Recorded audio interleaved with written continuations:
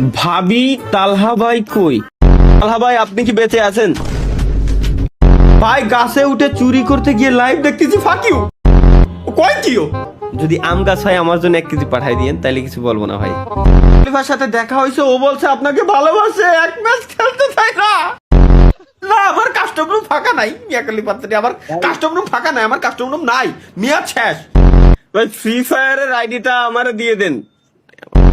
ওই আইডি আমি কোটি কোটি কোটি টাকার জিনিস রয়েছে ওই জায়গায়, সেল দিতে গেলে তো আমি অনেক টাকা পাবানি।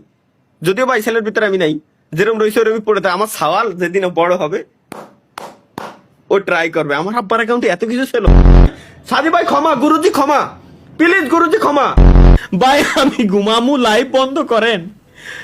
এগের যন্ত্রণা। আচ্ছা এই টাইপের কমেন্ট ছাড়া কি আমার সই পড়ে না ভাই?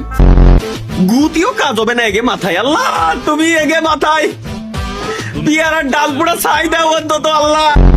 রমজান মাসে লাইভে এসে কট খেলো গেমিং তালহা ভাই। আলাদা লাইভ স্ট্রিমি ভাই বুঝেন না, লাইভ স্ট্রিমে কি এগুলো পাবলিক করে বলা যায় সবকিছু? এটা তো সম্ভব না ভাই, আপনার তো বোঝা উচিত। আমি পাঠা দিবানি, আপনি বাকিটা